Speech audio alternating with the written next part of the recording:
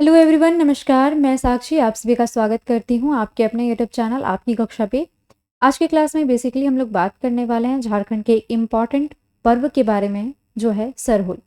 उससे पहले हम थोड़ी सी जानकारी आपको देना चाहेंगे कि झारखंड के आर्ट एंड कल्चर, झारखंड के कला एवं संस्कृति में आपको कौन कौन सा टॉपिक जो है वो पढ़ना है। चलिए देखते हैं। तो सबसे पहला टॉपिक जो है वो है आपका झारखंड की जनजातियाँ।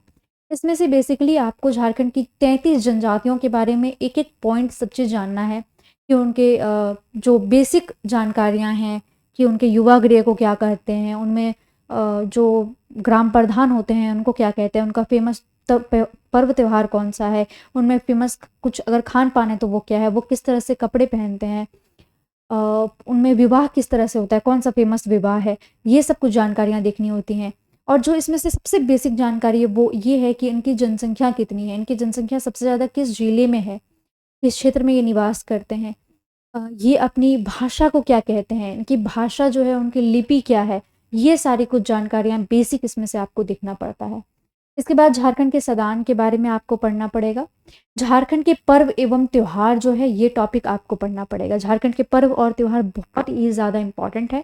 बहुत सारे पर्व त्योहार झारखंड में मनाए जाते हैं, प्रकृति से संबंधित, कृषि से संबंधित, जानवरों से संबंधित, पशुधन से संबंधित, तो ये आपको देखना पड़ेगा।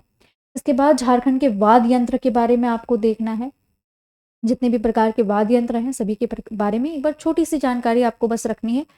कोई बहुत बड़ी चीज़ ये नहीं है, ये सब तो हम लोग जानते ही हैं नॉर्मल भी। झारखंड के लोकगीत के बारे में आपको अच्छे से जानकारी होनी चाहिए। झारखंड के जितने भी लोकगीत हैं जो फेमस हैं वो आपको देखना है। झारखंड के लोक नृत्य मोस्ट इम्पॉर्टेंट, बहुत ही ज़्यादा इम्पॉर्टेंट टॉपिक है ये एक। ठीक है, छऊ नृत्य जो है जानते ही हैं, पाइका, बहुत बार क्वेश्चन आया है यहाँ से। झारखंड के लोक नाट्य आपको पढ़ना है, जितने भी नाटक वगैरह होते हैं वो आपको अच्छे से पढ़ने हैं। झारखंड की लोक चित्रकला के बारे में पढ़ना है। झारखंड के मंदिर के बारे में आपको पढ़ना है। झारखंड के मंदिर से ऐसा हो नहीं सकता है कि आप झारखंड के किसी एग्जाम में बैठें और झारखंड के मंदिर से क्वेश्चन ना आए। झारखंड के मेले से आपको प्रश्न बहुत ही कम देखने को मिलते हैं, पर पढ़ लेना एक बार। अगर आप अवॉइड करना चाहते हैं तो वो भी कर सकते हैं, कोई बड़ी बात नहीं है इसमें। झारखंड एवं क्षेत्र जनजातीय एवं क्षेत्रीय भाषाएं, झारखंड की जो भाषाएं हैं और यहाँ के जो साहित्यकार हैं, ये टॉपिक भी पढ़ना होता है। फिलहाल हम लोग यहाँ पे बात करने वाले हैं पर्व और त्योहार के बारे में, जिसमें से मैंने एक एक टॉपिक बहुत ही अच्छे से ऐप पे पेड बैचेस में पढ़ा दिए हैं, पर यहाँ पे मैं आप लोगों को सरहुल त्योहार के बारे में बताना चाहूँगी। ठीक है, चलिए इसके बारे में, इस त्योहार के बारे में हम लोग थोड़ी जानकारी लेते हैं।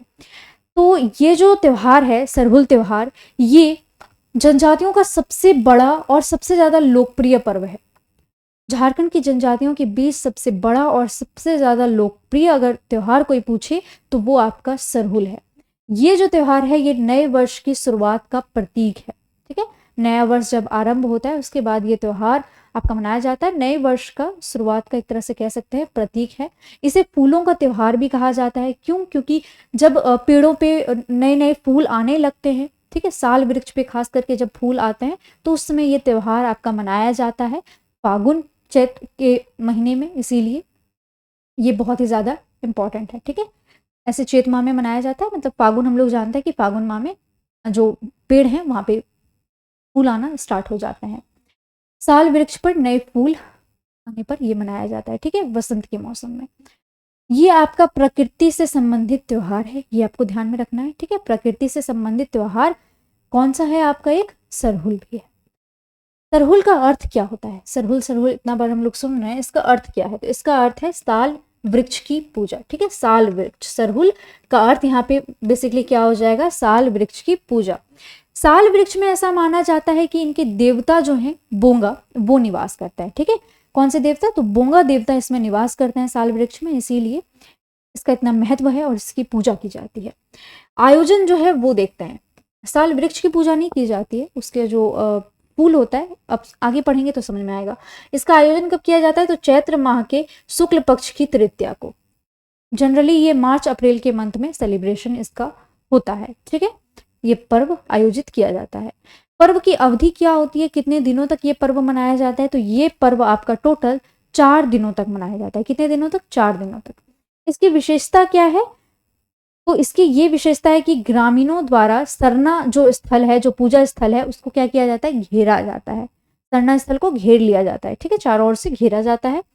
मिट्टी के तीनों पात्र को देखकर जो है पाहन भविष्यवाणी करता है कि इस वर्ष अकाल पड़ेगा या फिर उत्तम वर्षा होगी। वो भी हम आपको अभी अच्छे से समझाते हैं। फिलहाल आप देख लीजिए कि चारों दिन इसमें से होते क्या क्या है, ठीक है। इसमें चारों दिन क्या क्या होता है वो पहले आप देख लीजिए, फिर हम आपको बताते हैं कि ये मिट्टी के 3 पात्र वाला क्या स्टोरी है, ठीक है। तो इसमें से पहला जो दिन है, इसमें से अभिषेक किया जाता है मछली का, ठीक है, मछली का अभिषेक किया जाता है। उसका जो जल होता है, उस जल को घर में छिड़का जाता है, उसे पवित्र माना जाता है, ठीक है। दूसरा जो दिन होता है, उस दिन उपवास रखा जाता है और गांव का जो पुजारी है वो गांव के हर घर की छत पर साल के फूल को रखता है। क्या रखता है, साल के फूल को रखता है, ठीक है। हर घर के छत पे, जो भी छत होगा उस पे ये लोग रखते हैं। इस तरह से आप देख सकते हैं यहाँ पे किस तरह से पूजा किया जा रहा है, ठीक है। यहाँ पे किस तरह से पूजा किया जा रहा है आप ये देख पा रहे होंगे। साल का ये छोटा सा एक आप देख रहे हैं यहाँ पे, वहां पे गढ़ के पूजा किया जा रहा है उसका। इसके आगे हम लोग वहां देख रहे थे, हाँ चलिए। छत पर साल के फूल रखता है। तीसरा जो दिन होता है, उस दिन सरना स्थल पर, सरना यानी कि जो पूजा स्थल है वहां पे क्या होता है कि पाहन जो है वो उपवास रखता है। पाहन उपवास रखता है, मुर्गी की बलि दी जाती है। किसकी, मुर्गी की बलि दी जाती है। और जो प्रसाद बनता है उसे क्या कहते हैं, उसे सूड़ी कहते हैं। सूड़ी बेसिकली क्या होता है कि चावल और मुर्गी का मिक्स करके खिचड़ी बनाया जाता है, जो इनको प्रसाद के रूप में सभी लोगों को दिया जाता है। सरई के फूलों की पूजा की जाती है, ठीक है। सखुए का कुंज जो होता है उसका पूजा यहाँ पे किया जाता है सरना स्थल पर, जो कि आपने उस तस्वीर में देखा था अभी, जो मैंने आपको दिखाया था। चौथा जो दिन होता है, उस दिन क्या होता है कि गिड़िया एक स्थान होता है, गिड़िया नामक एक स्थान होता है जहां पे सरहुल फूल का विसर्जन कर दिया जाता है। बेसिकली ये जो फूल है, सरई के जो फूल हैं, इसका विसर्जन कर दिया जाता है, ठीक है। सखुए के फूल का विसर्जन कर दिया जाता है, कहाँ पे, गिड़िया नामक स्थान पे। ये जो आपका पर्व है, इस ये पर्व आपका उराव जनजाति में क्या कहा जाता है, तो खद्दी कहा जाता है, ठीक है। ये जो पर्व है इसे उराव जनजाति में खद्दी कहते हैं, संथाल जनजाति में बा पर्व कहते हैं, और खड़िया में इसे क्या कहते हैं, तो फिर जकोर कहते हैं। खड़िया में जकोर कहते हैं, संथाल में बा परब कहा जाता है। यहां तक आपका पूरा एकदम क्लियर हो गया होगा। इसके बाद आपको मैंने अभी कहा कि 3 पात्र लिए जाते हैं। पाहन जो है वो क्या करता है, 3 पात्र लेता है। 3 पात्र लेके वो क्या करता है, तो 3 पात्र रखता है, तीनों में वो समान रूप से जल भर देता है। और बाद में जब वो चेक करता है तो अगर पानी का स्तर अगर घटा है, इसका मतलब अकाल आएगा, और पानी का स्तर अगर समान रहा है, इसका मतलब कि वर्षा जो है वो बहुत ही अच्छी होगी इस वर्ष, ठीक है। तो ये आकलन करता है कौन, पाहन। 3 पात्रों में पानी रख देता है और फिर उसमें स्तर बढ़ेगा या घटेगा, उस तरह से वो डिसाइड करेगा कि क्या होने वाला है। तो ये भविष्यवाणी एक तरह से कह सकते हैं आप, करता है पाहन, ठीक है। तो ये सारी चीजें हमने देखी सरहुल पर्व के बारे में, सरहुल जो त्योहार था इसके बारे में। अगर आपको आज का क्लास हमारा पसंद आया होगा और अब बाकी भी सारे जो हमारे पर्व और त्योहार हैं, जैसे करम त्योहार है, जावा त्योहार है, सोहराय पर्व है, ये सब आगे आप जानना चाहते हैं तो आप आपकी कक्षा ऐप डाउनलोड करके हमारा झारखंड जीके का बैच जो है वो ज्वाइन कर सकते हैं। आपकी कक्षा ऐप आप गूगल सर्च कर सकते हैं या फिर डिस्क्रिप्शन बॉक्स में लिंक होता है, वहां से देख सकते हैं, या फिर ये जो नंबर दिया गया है यहाँ पे जैसे ही आप मैसेज करेंगे हाय, तो फिर आपको यहाँ पे मिल जाएगा लिंक, ठीक है। और क्षितिज कृतिका का भी अगर आप नोट्स चाहते हैं, क्योंकि आपको पता है कि झारखंड उत्पाद सिपाही एंड क्षेत्रीय कार्यकर्ता झारखंड पुलिस के जो एग्जाम की तैयारी करें उनके लिए क्षितिज कृतिका और व्याकरण पढ़ना बहुत इंपॉर्टेंट है, जो आपको इस बैच में पढ़ाया जाता है। तो आप इसको भी ज्वाइन, मतलब इसमें सिर्फ आपको नोट्स मिलता है, 199 वाला जो बैच है उसमें आपको क्लासेस भी मिलेंगे, तो ये आप कर सकते हैं और इसमें नोट्स आप ले सकते हैं। और टेस्ट सीरीज भी हमारे ऐप पे अवेलेबल है। बाकी आप जब फ्यूचर में भी अगर ये वीडियो कभी देख रहे हो तो आप ये श्योर रहिएगा कि आपके लिए कोई ना कोई कोर्स वहाँ पे अवेलेबल होगा।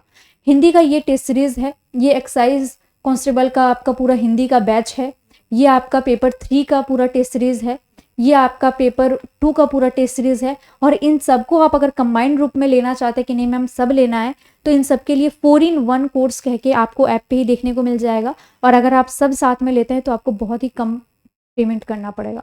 तो वो आप ऐप पे जाके देख लीजिएगा। चलिए आज के क्लास में हम लोग इतना ही रखते हैं। आई होप आपको आज का सेशन हमारा पसंद आया होगा। ऐसे ही 10 मिनट शो में हम लोग 10 मिनट का समय लेंगे और जितने भी छोटे छोटे टॉपिक्स हैं उनके बारे में देखेंगे। मिलते हैं अगली क्लास में। बाय।